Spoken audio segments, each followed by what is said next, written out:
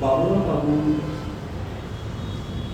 यांच्या साहित्यावर ते हयात असताना मी लिहिली गेलेली आहे आणि जे साहित्य अद्यापपर्यंत पुस्तक रूपामध्ये आलेलं नाही असंही साहित्य मी अभ्यासाला घेतलेलं आहे. असे दोन परिसंवाद एकत्र केले आहेत. सामान्यपणे 8 वक्ते होते, त्यातले बरेच वक्ते उपस्थित नाही आहेत. तेव्हा वेळ पुरेसा आहे म्हणून मी बोलत असताना मध्ये चिठ्ठी देणार नाही याची अपेक्षा मी करतो. हा दिली नाही आतापर्यंत, नाही तर बरेच असा अनुभव असतो. बाबूराव बाबूरावांचं साहित्य सर्व वाङ्मय प्रकारामध्ये आहे. नाटक वगैरे आहे. बाबूराव बाबूरावांनी जे साहित्य लिहिलं त्या साहित्याचा केंद्रबिंदू विद्रोह हा आहे. 1960 नंतरच्या कालखंडामध्ये जो दलित साहित्याचा प्रवाह उदयाला आला त्या दलित साहित्याच्या प्रवाहातला विद्रोह हा एक अत्यंत महत्त्वाचा विषय आहे.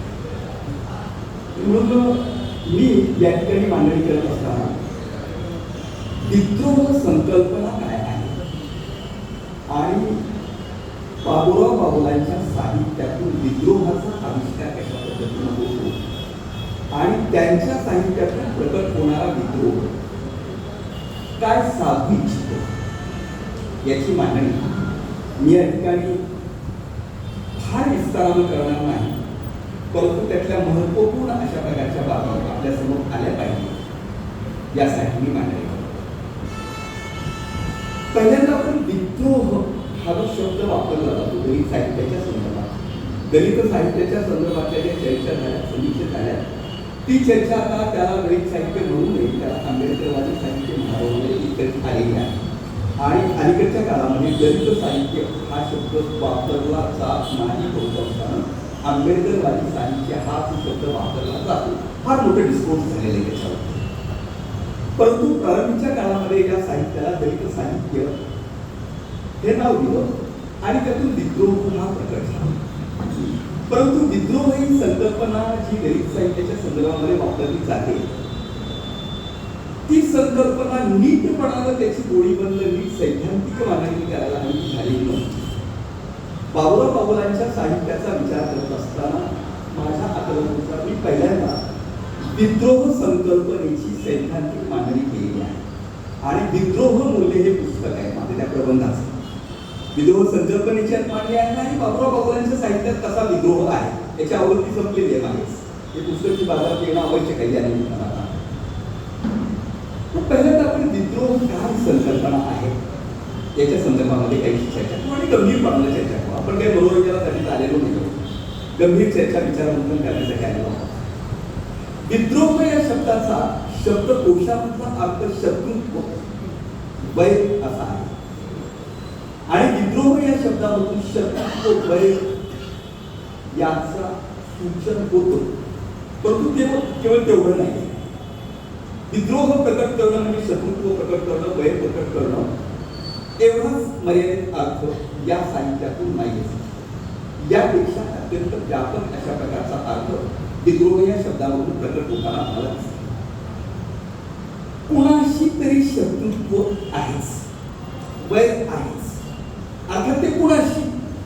जे मानवतेचे शत्रू आहेत, जे मानवी मूल्यांचे शत्रू आहेत, जे अमानुष पद्धतीची वागणूक माणसांना देतात अशा प्रकारचे अनेकविध घटक प्रस्थापित समाजव्यवस्थेत अस्तित्वात आहेत आणि हे अनेक घटक प्रस्थापित समाजव्यवस्थेमध्ये अस्तित्वात आहेत ते सारे शत्रू आहेत ही याची भूमिका आहे.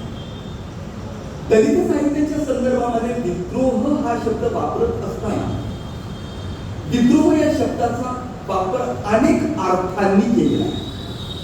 त्यामध्ये नकार, चीड, प्रक्षोभ, संघर्षशीलता, बंडखोरी, लढाऊ वृत्ती, नवनिर्मितीसाठीची विध्वंसकृती, काटेरी विषारी जे आहे ते उखडून काढणं अशा प्रकारच्या अर्थानं विद्रोह हा शब्द वापरला गेलेला आपल्याला दिसून येतो. विद्रोह ही एक मानसिकता आहे. ती व्यक्तीची असते आणि समाजाचीही असते. आणि विद्रोह ही मानसिकता सहजासहजी निर्माण होत नसते. सर्वच लोक विद्रोही नसतात, होत नसतात. नव्हे, प्रस्थापित शोषणकारी व्यवस्था लोक विद्रोही बनणार नाहीत याची व्यवस्था करत. आणि डॉक्टर बाबासाहेब आंबेडकरांचा उदय आधुनिक राजकारणामध्ये आणि समाजकारणामध्ये होण्याच्या पूर्वीच्या काळामध्येही तिथे विद्रोही भूमिका घ्याव्यात अशा प्रकारची स्थिती होती. परंतु बाबासाहेबांच्या नंतर ज्या विद्रोही भूमिका साहित्याच्या क्षेत्रामध्ये समोर आल्या आणि त्या साहित्याच्या माध्यमातून प्रकट व्हायला लागल्या, त्याची काही कारणं आहेत. विद्रोह ही संकल्पना समजून घेत असताना विद्रोही मानसिकता बनवणारे कोणकोणते घटक असतात ते समजून घेणं सुद्धा गरजेचं आहे. विद्रोही मानसिकता बनवणारा महत्वाचा घटक वेदना हा आहे. वेदना आजारातून येणारी वगैरे वेदना नाही. समाज व्यवस्थेनं वेगवेगळ्या समाज व्यवस्थेतल्या घटकांनी माणसाचं माणूसपण नाकारून आणि त्याचे मानवी हक्क हिरावून घेऊन त्याला हिंदी दुबळं बनवणं, गुलाम बनवणं, लाचार बनवणं असं बनवणारे जे घटक आहेत त्या घटकांच्यामुळे वेदना होत असते, वेदना मिळत असते. आणि ही वेदना बहुतांशी नुसतीच वेदना असेल तर तिथे विद्रोह होत नाही. बाबासाहेब आंबेडकरांच्या पूर्वीचा कालखंड गोपाळ बाबा वलंकर या विद्रोही प्रवृत्ती आहे. परंतु तो सगळ्यात बहुतांशी कालखंड आहे. त्या कालखंडामध्ये काही अपवाद वगळता सारीच्या सारी माणसं वेदना सोसतात आणि मूकपणानं वेदना सोसतात. बाबुराव पागलांच्या पूर्वी नारा शेंडे यांचं साहित्य आलेलं आहे. या दरम्यान शंकरराव खरात यांचं देखील साहित्य आलेलं आहे. शंकरराव खरातांच्या साहित्यात, नारा शेंडे यांच्या साहित्यामध्ये प्रामुख्याने वेदना आहे, दलितांची वेदना आहे. विद्रोह येत नाही. का होतं असं? कारण विद्रोह निर्माण होईल अशा प्रकारची स्थिती नाही, निर्माण झालेली नाही. समाज मनावरती काही एका तत्वज्ञानाचा प्रभाव आहे, काही सिद्धांतांचा प्रभाव आहे आणि त्या सिद्धांतांचा प्रभाव घेऊन माणसं जेव्हा जगतात तेव्हा ती विद्रोह करत नसतात. तुमच्या जीवनात दुःख का? तुम्ही अस्पृश्य का? तुम्ही गुलाम का? उत्तर परंपरागत व्यवस्थेने दिलेलं आहे. तुम्ही पूर्वीच्या जन्मात पाप केलं होतं म्हणून तुम्हाला अस्पृश्य जातीत जन्म झालेला आहे. त्यामुळे तुम्हाला पूर्वजन्मीच्या पापाची फेड म्हणून हे दुःख सोसावंच लागणार. म्हणून चोखामेळा सुद्धा आपल्या अभंगामध्ये म्हणतो, पूर्वजन्मी कृष्णनिंदा घडली होती म्हणून महाराजरी जन्म प्राप्त झाला आणि आता तुमचं उष्ट खाणं हेच आमचं काम आहे. आम्ही पायरीवरच राहणार. ही भूमिका सर्व चोखामेळ्याच्या अभंगामध्ये येताना आपल्याला दिसून येते. वेदना सोसतात का? चुकीचं अनैसर्गिक अशा प्रकारचं तत्वज्ञान, अशा प्रकारचे सिद्धांत इथल्या विषमतावादी मनुवादी धर्मव्यवस्थेनं जनमानसावर लादलेले होते आणि ते लादल्यामुळे इथली माणसं मूकपणानं वेदना सोसतात. आणि ही वेदना प्रारंभीच्या काळातली जी पिढी दलित साहित्यामध्ये आली त्यामध्ये वेदनेचाच फक्त आविष्कार होतो, विद्रोहाचा आविष्कार होत नाही. बंधू माधवांच्या काही कथांमधून विद्रोहाचा आविष्कार काही प्रमाणामध्ये झालेला आपल्याला दिसून येतो. वेदना आहे आणि वेदना असताना जर वेदनेच्या खऱ्या कारणांच्या सह वेदना सोसणाऱ्या माणसांचं आणि समाजाचं जर प्रबोधन झालं तर ही माणसं विद्रोही बनू शकतात. डॉक्टर बाबासाहेब आंबेडकरांच्या चळवळीनं मुख्यपणानं वेदना सोसणाऱ्या समाजाचं प्रचंड मोठं प्रबोधन केलं. अनेक माध्यमांच्या द्वारे प्रबोधन केलं आणि ते प्रबोधन केल्यानंतर वेदना सोसणारा माणूस विद्रोही बनण्याची प्रक्रिया सुरू झाली. वेदनेची परंपरेनं जी कारणं सांगितलेली होती ही कारणं खरी नाही आहेत. पूर्वजन्मात नाहीत, आमच्या दैवात नाहीत, आमच्या नशिबात नाहीत. आमच्या वेदनेची कारणं इथल्या प्रस्थापित समाज व्यवस्थेमध्ये आहेत, शोषण व्यवस्थेमध्ये आहेत.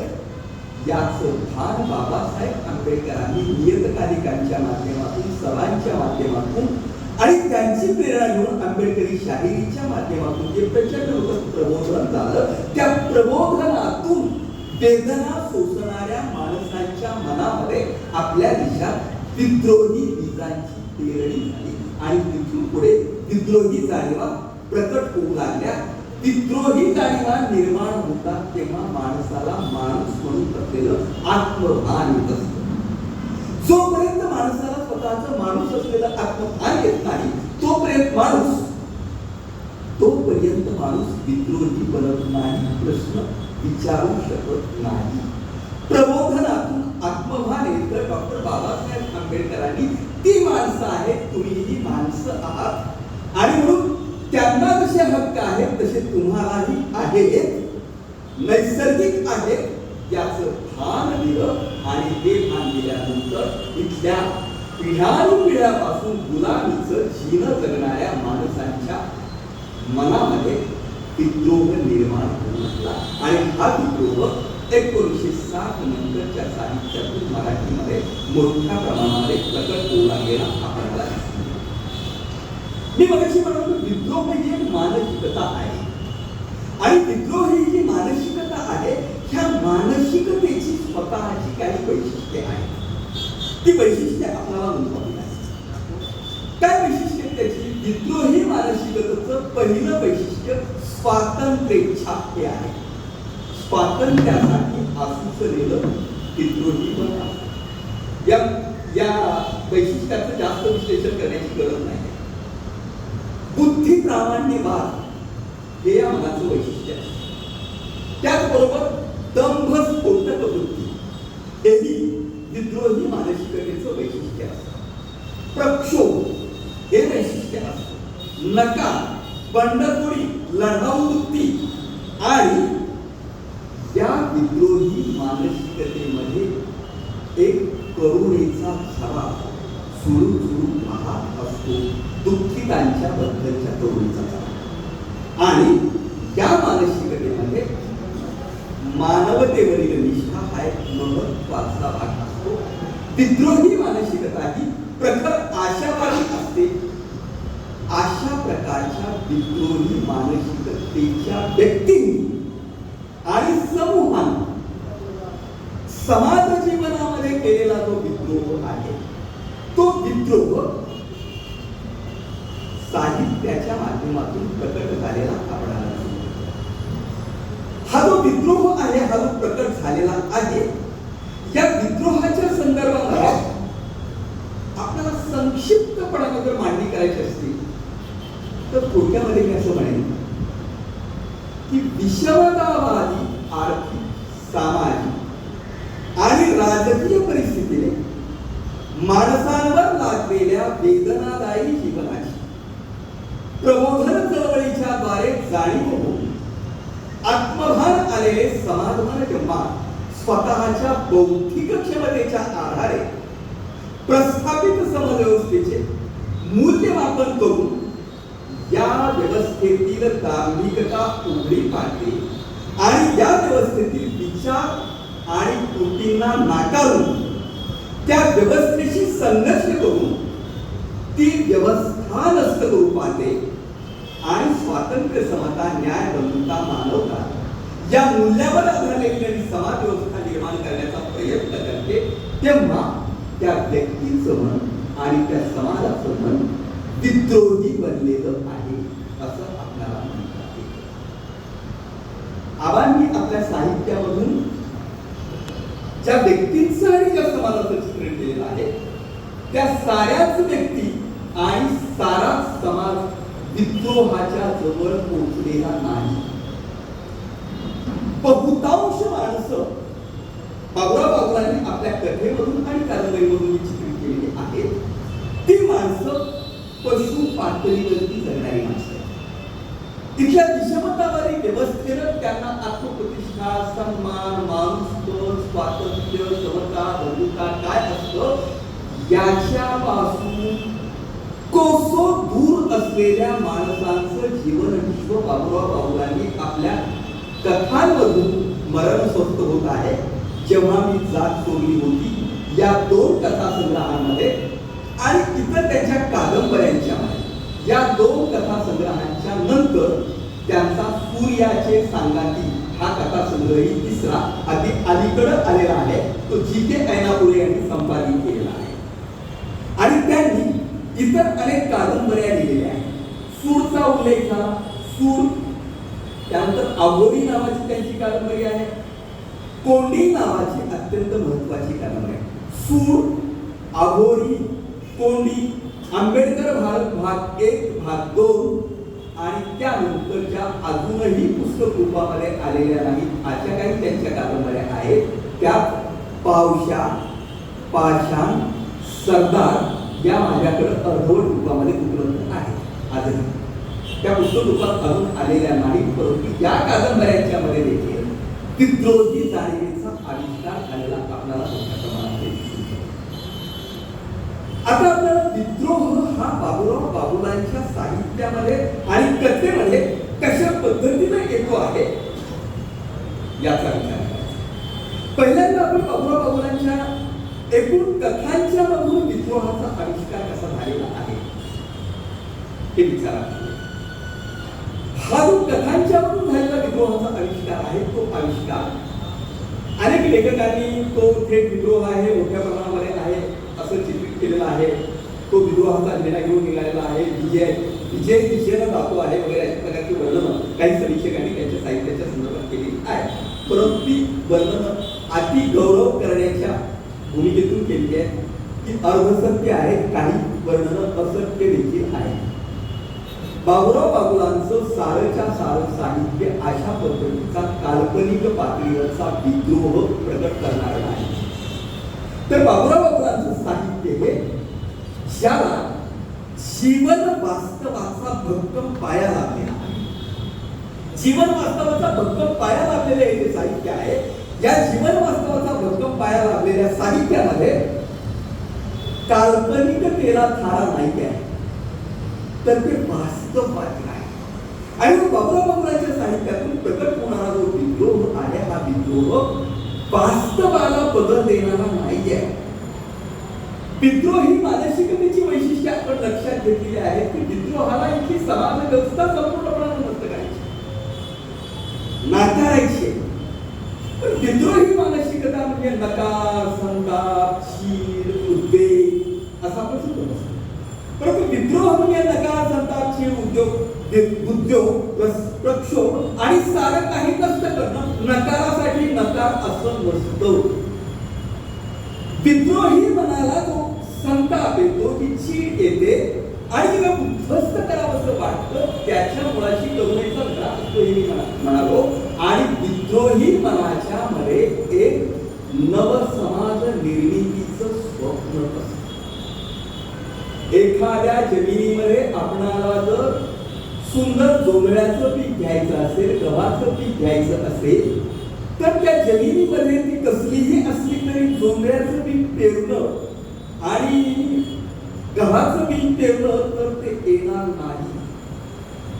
तुम्हाला जमिनीमध्ये बीज पेरायचं असेल तेव्हा ज्या जमिनीत बीज पेरायचे त्या जमिनीचं काट्या कुट्याची खुर्टी खिडकी झाडं उगवलेली असतील, हरळी कुंडा खोलवर त्या जमिनीमध्ये गेलेला असेल आणि तसंच तुम्ही त्या जमिनीवर पेरू असं म्हणाल तर ते पेरता येणार नाही. त्या जमिनीत नवं तुम्हाला काही पेरायचं असेल तर तुम्हाला आधी ती जमीन उखडावी लागणार आहे, नांगरावी लागणार आहे. खुर्टी किरटी काटेरी झाडं तुम्हाला उखडून काढावीच लागणार आहे, ते नकारावीच लागणार आहे. आणि त्यासाठी नकार हा अपरिहार्य असतोच. आणि म्हणून विद्रोहाच्या मुळाशी असलेलं जे हे नकाराचं अंग आहे, हे नकाराचं अंग अत्यंत महत्वाचं आहे. माणसांच्या मनामध्ये उच्च नीच करा, खोटी वर्ण व्यवस्था, धर्मांधता, जात्यांधता, स्ववर्चस्ववाद आणि माणसांच्या मनामध्ये असलेला हा जो स्ववर्चस्ववाद, या साऱ्या गोष्टी आहेत, या साऱ्या गोष्टी म्हणजे इथे मानवी हक्क नाकारणारी मनामनामधली रोगट अवस्था आहे. हे मनामनातले मानवतेच्या विरोधातले विषाणू आहे. हे मनामनामध्ये वास करत असलेले मानवतेच्या विरोधातले जे विषाणू आहेत, त्या विषाणूंना नष्ट करावंच लागणार. आणि त्या विषाणूंना नष्ट करण्यासाठी देवदैववाद, नशीबवाद, पूर्वजन्म, पुनर्जन्म आणि प्रस्थापित समाज व्यवस्थेतील अत्यंत प्रतिष्ठा पावलेले जे घटक असतात, ते प्रतिष्ठा पावलेले घटक देखील मानवतेच्या विरोधात काम करतात. मानवतेच्या विरोधात काम करतात आणि मानवतेच्या विरोधामध्ये काम करणाऱ्यांना आश्रय देतात. तेव्हा मानवतेच्या विरोधात काम करणाऱ्या घटकांना आश्रय देणारे घटक कितीही प्रतिष्ठा पावलेले असू दे, कितीही लोकप्रिय असू दे, त्यांचा कितीही दबदबा असू दे, त्यांना मी घाबरणार नाही. ही पहिली मानसिक विद्रोही कृती असते, वैचारिक विद्रोही कृती असते. इथे धर्म अत्यंत प्रतिष्ठित असतो, देव अत्यंत प्रतिष्ठित असतो, मठ, संस्था, देऊळ या साऱ्याच संस्था अत्यंत प्रतिष्ठित राहिलेल्या होत्या. त्यांच्या विरोधामध्ये ब्रह्म शब्द काढण्याची हिंमत होत नसते. आजही अनेक घटक आहेत सांस्कृतिक क्षेत्रात ज्याच्या विरोधामध्ये जाहीरपणाने बोलता येत नाही. प्रतिष्ठा पावलेल्या परंतु मानवतेच्या विरोधामध्ये असलेल्या घटकांना स्पष्टपणाने नकार देणं ही भूमिका बाबुराव बागुलांच्या साहित्यामध्ये प्रभावीपणाने आलेली आपणाला दिसते. मी तुमच्या देवाला नाकारतो, तुमच्या धर्माला नाकारतो, तुमच्या देवळांना नाकारतो आणि तुमच्या तथाकथित प्रतिष्ठित अशा धर्मग्रंथांनाही नाकारतो. ही विद्रोहाची भूमिका ही महत्वाची असते, कारण प्रस्थापित असलेल्या ह्याच्या संस्था, देव, धर्म, धर्मग्रंथ यांनी अस्पृश्यतेला प्रतिष्ठा दिली, माणसाच्या गुलामगिरीला सैद्धांतिक अधिष्ठान दिलं, माणसाचं जे शोषण आहे त्या शोषणालाही आधार दिला आणि शोषण करणाऱ्यांची कळी होती. त्यांना पूरक अशा प्रकारचं तत्वज्ञान मांडलं आणि म्हणून अशा प्रकारे शोषण व्यवस्थेला, विषमतावादी व्यवस्थेला, सरंजामदारीला पोषक अशा प्रकारचे तत्वज्ञान मांडणारे आणि मदत करणारे देव, धर्म, मठ, संस्था, धर्मग्रंथ हे जे सारे घटक आहेत, या साऱ्या घटकांवर गाढवाचा नांगर फिरवण्याची भूमिका ही विद्रोही भूमिका असते, नाकारण्याची भूमिका असते. आणि ही भूमिका दलित कवितेतून जशी मोठ्या प्रमाणामध्ये आली, त्याचप्रमाणे बाबुराव बागुलांच्या साहित्यातून सुद्धा अत्यंत प्रभावीपणाने प्रकट झालेली आपल्याला दिसते. बाबुराव बागुलांच्या साहित्यामध्ये कोणकोणत्या कथांमध्ये विद्रोह प्रकट झालेला आहे आणि तो विद्रोह बाबुराव बागुलांच्या साहित्यामध्ये कसा येतो हे लक्षात घ्या. बहुतांश अशा प्रकारचा गट बाबुराव बागुलांच्या कथांचा असा आहे की ज्या कथांमध्ये थेट विद्रोहाचं चित्रण येत नाही, तर विद्रोहाची एक सूचक जाणीव त्यांच्या कथांमध्ये येते आणि कादंबऱ्यांमध्ये येताना आपल्याला बाबुराव बागुलांची सरदार नावाची एक कादंबरी आहे की बाबासाहेब आंबेडकरांची चळवळ सुरू होण्यापूर्वीची कादंबरी आहे आणि त्या कादंबरीमध्ये देखील सूचक पातळीवरील विद्रोह आहे. विद्रोहाचा एक पैलू कोणता? सूचक पातळीवरचा विद्रोह, ज्यामध्ये ज्या कथांच्या मध्ये आणि त्या कादंबरीमध्ये ज्या माणसांचं चित्रण बाबुराव बागुल करतात, ते चित्रण आणि ती माणसं आधुनिक विचार, शिक्षण या साऱ्या गोष्टींच्या पासून अत्यंत दूर असतात. त्याला ते माहिती नसतं, ते पाशवी पातळी होतात. मैदानातील माणसं या कथेचा उल्लेख झाला, वाटेवरची या कथेचा उल्लेख झाला, बानर सारखी कथा आहे, अशा कितीतरी कथा आहेत. त्या कथांमधली माणसं फक्त अन्न, वस्त्र, निवारा या गरजाचं भागत नाही म्हणून त्यासाठी धडपडतात. मैदानातील माणसं या कथेतली माणसं तर थंडीपासून आपलं संरक्षण करता येत नाही, थंडीपासून आपलं संरक्षण करता येत नाही, त्यापासून कुत्रही आहे, माणूसही आहे आणि परस्परांशी भांडतात, थंडीपासून संरक्षण करण्यासाठी संघर्ष करतात आणि अंगामध्ये गरमी होईल असा प्रयत्न करतात. अत्यंत भयंकर स्वरूपाची अशी कथा आहे. अशा दैन्य दारिद्र्यामध्ये झोपडपट्टीतले मैदानातले लोक ज्यांच्यावरती शरीर विक्रय करण्याची पाळी आलेली आहे, अशा प्रकारच्या स्त्रिया यांचं अभावग्रस्त अशा प्रकारचं विश्व बाबूराव चित्रित करतात. हे चित्रित करत असताना विद्रोह ज्या पद्धतीनं निर्माण होतो त्याचा लवलेशही नसतो. परंतु अशा प्रकारच्या कथा आणि कादंबऱ्यांमधलं चित्रण जेव्हा वाचक वाचत असतो तेव्हा वाचकांच्या मनामध्ये विद्रोह निर्माण त्यांच्याच वाट्याला हे असं चित्रण का, आणि हे चित्रण तिथल्या व्यवस्थेमुळे हा भाग यांच्या वाट्याला आलेला आहे. अशा पद्धतीनं सूचक रीतीनं होतं का वाचकांच्या मनामध्ये संताप निर्माण होतो आणि वाचक या व्यवस्थेत संतप्त होऊन विद्रोह करायला तयार. या पातळीवरचा एक विद्रोह बाबूराव बागुलांच्या साहित्यावरून प्रकट झालेला. आणि दुसरा एक गट आहे विद्रोहाचा, तो म्हणजे बाबूराव बागुलांच्या कथेमधून मानसिक पातळीवरच्या विद्रोहाचा चित्रण. बहुतांश विद्रोह प्रकट झाला तो मानसिक पातळीवरचाच आहे. आणि मला आजवरच्या साहित्याबद्दलचा सुस्पष्ट मत आहे की एवढं मोठं साहित्य लिहिलेलं आहे आंबेडकरी प्रेरणेचं, या साहित्यामध्ये कृतीच्या पातळीवरचा विद्रोह अभावानेच चित्रित झालेला आहे. कृतीच्या पातळीवरचा विद्रोह डॉक्टर बाबासाहेब आंबेडकरांनी मोठ्या प्रमाणामध्ये केला, महात्मा ज्योतिराव फुले यांनी मोठ्या प्रमाणामध्ये केला. आणि